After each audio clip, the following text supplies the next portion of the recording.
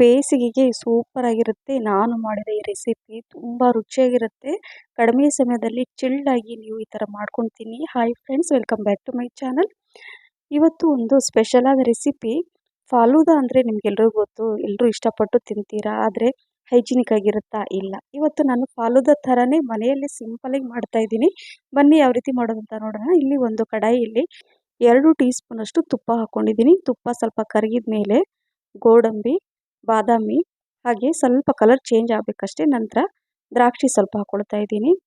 ನಂತರ 1 ಕಪ್ಪಲ್ಲಿ ನಾನು ಶಾವಿಗೆ ತೊಗೊಂಡಿದ್ದೀನಿ. ಶಾವಿಗೆ ಯಾವ ರೀತಿ ಹುರಿಬೇಕಂದ್ರೆ ಸ್ವಲ್ಪ ಕಲರ್ ಚೇಂಜ್ ಆಗಬಾರ್ದು. ಜಸ್ಟ್ 1 ನಿಮಿಷ ಲೋ ಫ್ಲೇಮಲ್ಲಿ ಹುರ್ಕೊಳ್ಳಿ. ಸ್ವಲ್ಪ ಇದೇ ರೀತಿಯ ಕಲರ್ ಇರಬೇಕು. ನಂತರ ಇಲ್ಲಿ ಒಂದು ಅರ್ಧ ಲೀಟ್ರಷ್ಟು ನಾನು ಹಾಲನ್ನು ಹಾಕ್ಕೊಳ್ತಾ ಇದ್ದೀನಿ. ಹಾಲು ಹಾಕ್ಕೊಂಡು ಇದನ್ನು ಸ್ವಲ್ಪ ಮಿಕ್ಸ್ ಜಾಸ್ತಿ ಎಲ್ಲ ಅಳತೆ ಮಾಡ್ಕೋಬಾರ್ದು. ಅದು ಈಗ ಫಾಲೂದಾ ಅಂದರೆ ಅದರಲ್ಲಿ ಶಾವಿಗೆ ಇರುತ್ತೆ ನೋಡಿ, ಅದನ್ನು ಅದೇ ರೀತಿಯಾಗಿ ಬರಬೇಕಂದ್ರೆ ಸ್ವಲ್ಪ ಉದುರಾಗಿರಬೇಕು. ಹಾಗಾಗಿ ಇನ್ನು ಸ್ವಲ್ಪನ ಹಾಲು ಹಾಕ್ಕೊಂಡು ಅದನ್ನು 1 ನಿಮಿಷ ಚೆನ್ನಾಗಿ ಕುದಿಸ್ಕೊಂಡು, ಈಗ ಇದರಲ್ಲಿ ಸ್ವಲ್ಪ ಸಕ್ಕರೆ ಹಾಕ್ಕೊಳ್ತಾ ಇದ್ದೀನಿ. ಒಂದು ಅರ್ಧ ಕಪ್ಪಷ್ಟು ಸಕ್ಕರೆ ಹಾಕ್ಕೊಂಡು 4 ರಿಂದ 5 ಏಲಕ್ಕಿ ಪುಡಿ ಹಾಕ್ಕೋಬೇಕು. ಫ್ಲೇವರ್ ಚೆನ್ನಾಗಿರುತ್ತೆ.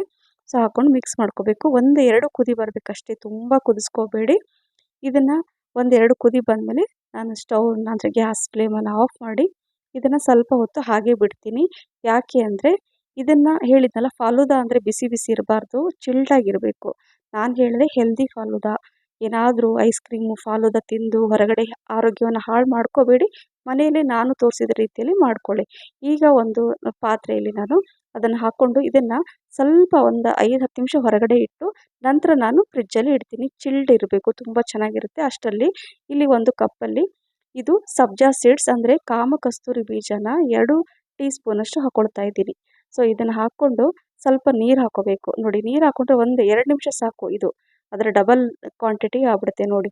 ಈಗ ಈ ಥರ ಮಿಕ್ಸ್ ಮಾಡಿಟ್ಟೆ ನೋಡಿ, ನೀರೆಲ್ಲ ಹೀರ್ಕೊಂಡು ಎಷ್ಟು ಜಾಸ್ತಿ ಆಯ್ತದು. ಈಗ ಮತ್ತೆ ಸ್ವಲ್ಪ ನೀರು ಹಾಕ್ಕೊಂಡು ಮಿಕ್ಸ್ ಮಾಡಿ ನಾನು ಇದನ್ನು ಸೈಡಲ್ಲಿ ಇಡ್ತೀನಿ. ಇದನ್ನು ಆಮೇಲೆ ಯೂಸ್ ಮಾಡ್ತೀನಿ, ತೋರಿಸ್ತೀನಿ ನಿಮಗೆ.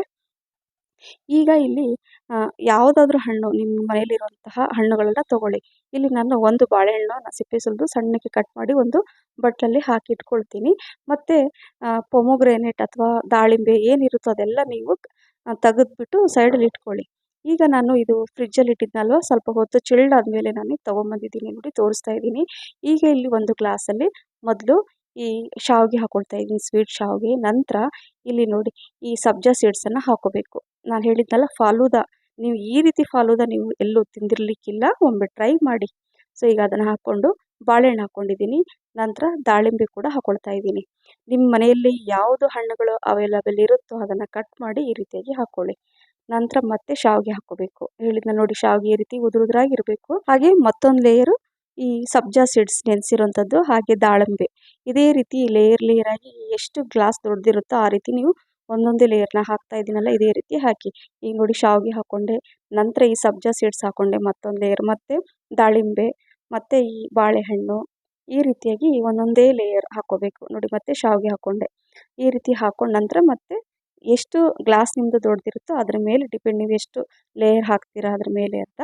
ಈಗ ಸ್ವಲ್ಪ ಡೆಕೋರೇಷನ್ ಲಾಸ್ಟಲ್ಲಿ ಸ್ವಲ್ಪ ಬಾಳೆಹಣ್ಣು ಹಾಕ್ಕೊಂಡೆ, ದಾಳಿಂಬೆ ಲಾಸ್ಟಲ್ಲಿ ಸ್ವಲ್ಪ ಚಾಕೋ ಚಿಪ್ಸ್ ಹಾಕ್ಕೊಳ್ಳಿ, ತುಂಬ ಚೆನ್ನಾಗಿರುತ್ತೆ. ಅಥವಾ ಮನೇಲಿರುವಂಥ ಯಾವುದಾದ್ರು ಚಾಕ್ಲೇಟನ್ನು ತುರಿದ್ಬಿಟ್ಟು ಹಾಕ್ಕೊಳ್ಳಿ. ಸೊ ಈ ಹೋಮ್ ಮೇಡ್ ಫಾಲೂದಾ ರೆಡಿ ಆಯಿತು. Thank you for watching. Bye, take care.